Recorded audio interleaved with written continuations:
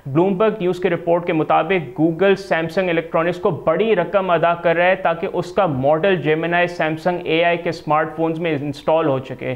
आपको बताते चलें कि यह मालूमात एक वफाकी अदालत में चल रही हैं और गूगल के एंटी ट्रस्ट मुकदमे के दौरान सामने आई हैं, और इस एंटी ट्रस्ट मुकदमे की हम आपको तफसीलात कई माह कबल भी दे चुके हैं। गूगल के प्लेटफॉर्म्स और डिवाइस पार्टनरशिप्स के वाइस प्रेसिडेंट पीटर फंटजेरएल्ड ने बताया कि गूगल जनवरी से सैमसंग डिवाइसेस की बेसिकली एम्बेडिंग एआई जेमिनी से मुतालिक अखराजात अदा कर रहा है। यह मुआहिदा कैसे काम कर सकता है? बेसिक सादा है नाज़रीन, क्योंकि गूगल हर उस डिवाइस के लिए माहाना एक मुकर्ररा रकम अदा करता है जिसमें जेमिनी इंस्टॉल होती है। इसके अलावा जेमिनी ऐप के अंदर दिखाए जाने वाले इश्तहारात से जो आमदनी हासिल होती है उसमें से भी एक हिस्सा सैमसंग को दिया जाता है।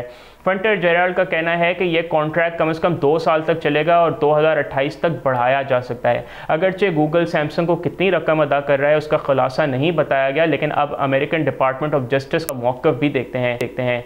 उनका कहना है कि गूगल अपनी बेसिकली एआई का इस्तेमाल करते हुए सर्च इंजन में अपनी डोमिनेंस को मज़ीद बढ़ा सकता है। डिपार्टमेंट के मुताबिक गूगल जेमिनी के इर्द गिर्द अपनी डोमिनेंस मजबूत करने के आसार दिखा रहा है और सैमसंग को हर महीने एक बहुत बड़ी रकम अदा कर रहा है। ये कोई नई बात नहीं। आपको याद होगा कि नवंबर 2023 में एपिक गेम्स, जो कि बेसिकली फोर्टनाइट की क्रिएटर है, बहुत बड़ी एक वीडियो गेम है फोर्टनाइट, उसकी जानिब से दायर करदा मुकदमे में एक बात सामने आई थी कि गूगल ने सैमसंग को 4 सालों में $8 अरब अदा किए थे ताकि उसका सर्च इंजन और play store Samsung mobile devices पर बतौर डिफ़ॉल्ट इंस्टॉल हो।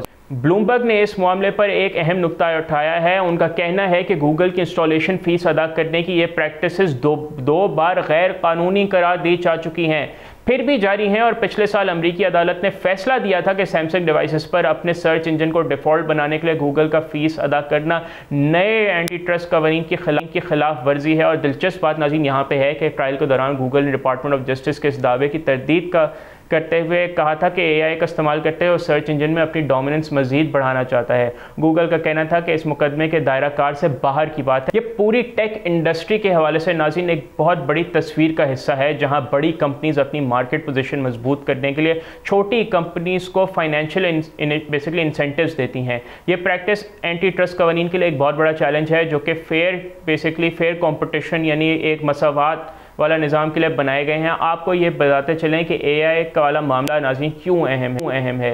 नाज़रीन, एआई की दुनिया में मुकाबला बहुत शदीद है। गूगल का जेमिनी, माइक्रोसॉफ्ट के चैट जीपीटी एआई मॉडल्स और बाकी सब के साथ मुकाबला कर रहा है। स्मार्टफोन्स में प्री इंस्टॉल्ड होना एक बहुत बड़ा एडवांटेज है, क्योंकि ज़्यादातर बेसिकली नाज़रीन यूज़र्स वही इस्तेमाल करते हैं जो उनके फ़ोन में पहले से मौजूद होता है।